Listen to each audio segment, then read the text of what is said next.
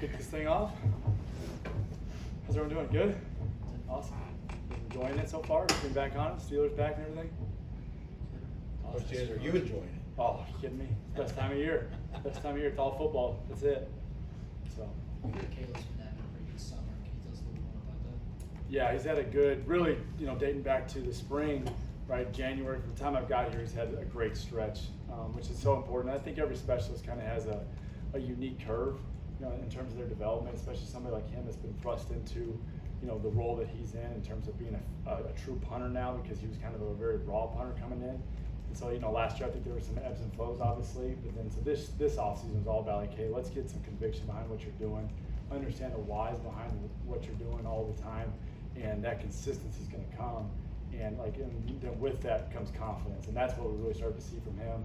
I know Coach, I think, elaborated to him going down to like hammer kicking 40 and doing the college competition with guys, and he actually won the competition versus some really good punters from all over the country. And I think when he came back from that, I was like, okay, I can be special at this, and I'm just proud of him because that's the work that he's put in. It's only him that's done that, and that's awesome to see as a coach.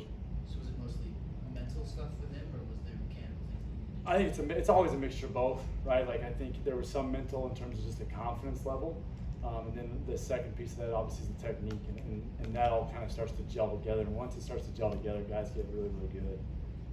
Where was that camp? Down in Orlando. I know Ben Solis, Adam Bronowski does a great job with those guys, across the country, and he's one of the best and a good human being too.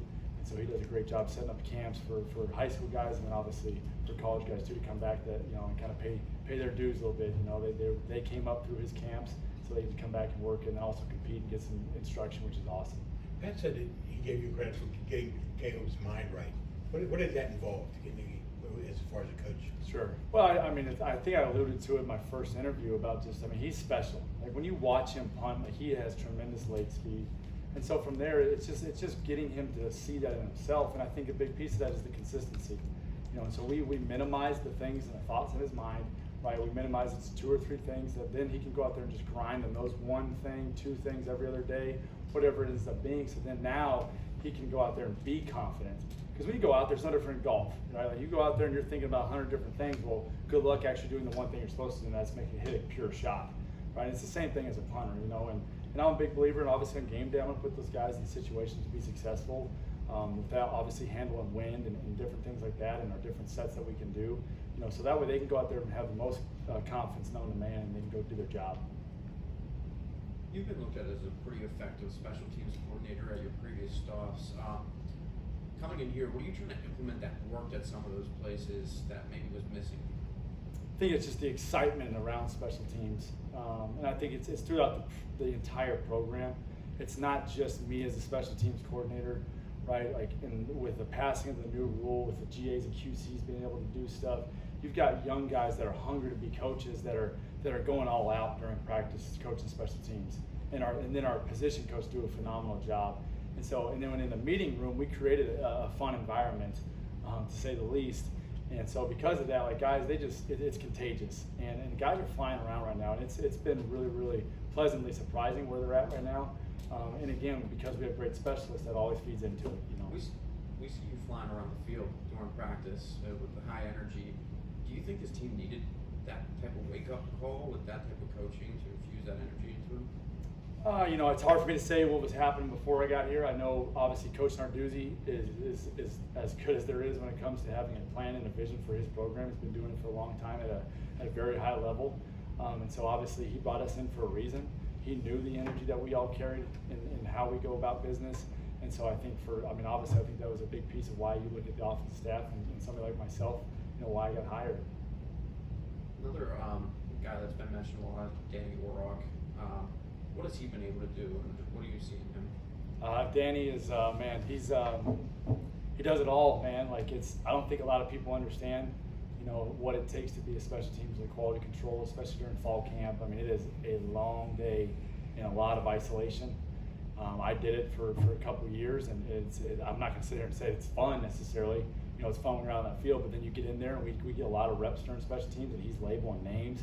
He's in there at his computer from pretty much this time until meetings. He's back at it, charting stuff, and then getting meetings ready. And I mean, to have somebody like that with me that I've been with before, I mean, I can't tell you guys enough how much I appreciate it, how much better it makes my job, because I know that Danny's going to make sure all of our ducks in order, so then can focus on the personnel, and he's got a ton of energy too, and he's got a bright future in this profession.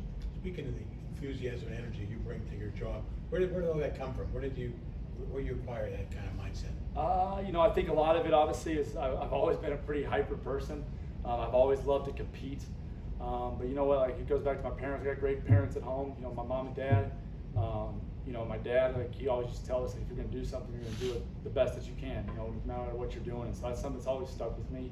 And, even in the ups and downs of life, like, and even in this profession, like, you know what, I get to step foot in an awesome facility with great people. I get to coach a game that I love and be around and influence people's lives. Like, what isn't there to be excited about that? The wins and losses, that's all a byproduct. But what better thing to do? You get to stand up in front of the entire team and have some fun and get the most out of them, and hopefully see those guys reach their potential. How have the kick and punt coverage been looking, and who are some of the guys that have been standing out in that department? Yeah, punts looked really well. Obviously it goes back to Junko kicking the ball in the right spots and with great hang time, and he's done a good job with that. Coverage-wise, Lynham's done an unbelievable job. I know he had done some stuff back at Nebraska. He's done a good job. Some of our linebackers have done a great job. It's the usual suspects in terms of special teams that you want to see. So I'm really excited about where we're at, and we got a lot of depth right now. That's the other fun piece. It's not just a couple handful of guys. Like, there's a lot of guys that you turn the tape on, like, man, I can't wait to see that guy flying around. We talked to Pat and JJ about the receivers. He said, we need to go, 6, 7, 8 deep, just because of how fast we're going to move. We're going to rotate a lot of guys in.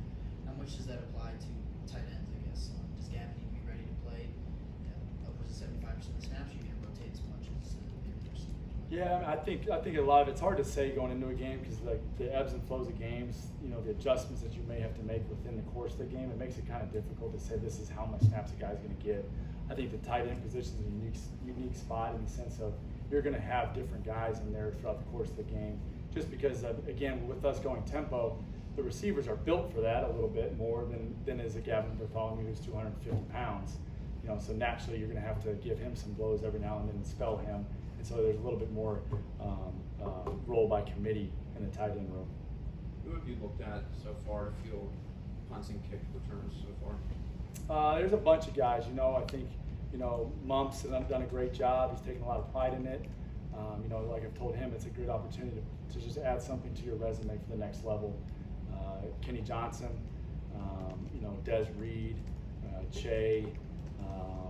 It's really the same kind of guys that have always been back there. And there's some young guys too that we're trying to develop, like a Tyreek Robinson and some other guys there that can help us out, hopefully in the future.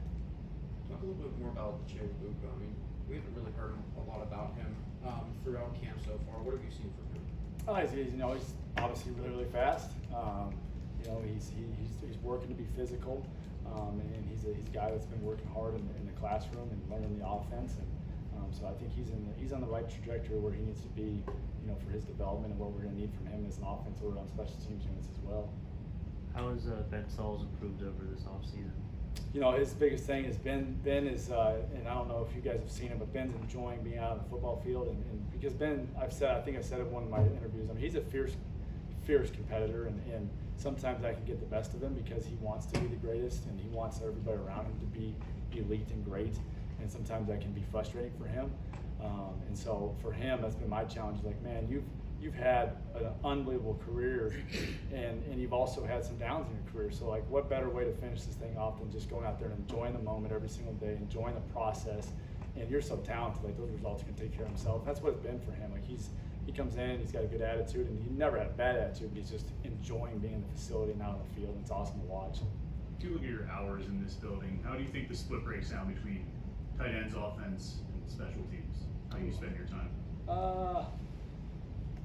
Golly, I'd be lying if I said I don't think about special teams all the time, because my thing is this: you're sitting there watching practice film, and that's where I think there's a ton of benefit being a special teams coordinator and a position coach, because sometimes you get in there and you're a special teams coordinator and you're kind of looking at things through a straw a little bit. You're not seeing the entirety of that football player. And so when you sit there in the offensive room and you're watching the offense, well, now I'm watching every single guy on the offense, how they block on the perimeter, what their movement skills look like, and then flip it around, I'm watching the defensive players.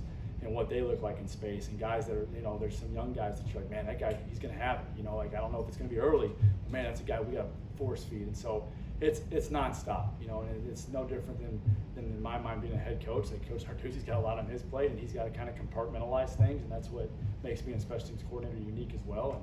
And, but I mean, I'd say half and half because it's kind of all the time. You don't really turn it off, and I wouldn't say it when it's just in this facility. My wife knows I bring it all home too, so she hears about it as well. Is Upa going to be your long snapper?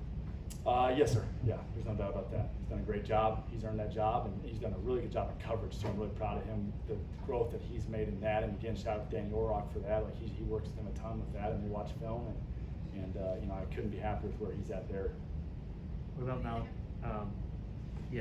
Thomas? We talked to him yesterday. I mean, what have you seen from him in his development as a true freshman? Malachi is a confident individual, which I'm sure you guys picked up on. Malachi is very, very athletic. He's physical, and it's everything you expect from a guy that's from a South Georgia program that went 15-0 and won a state title.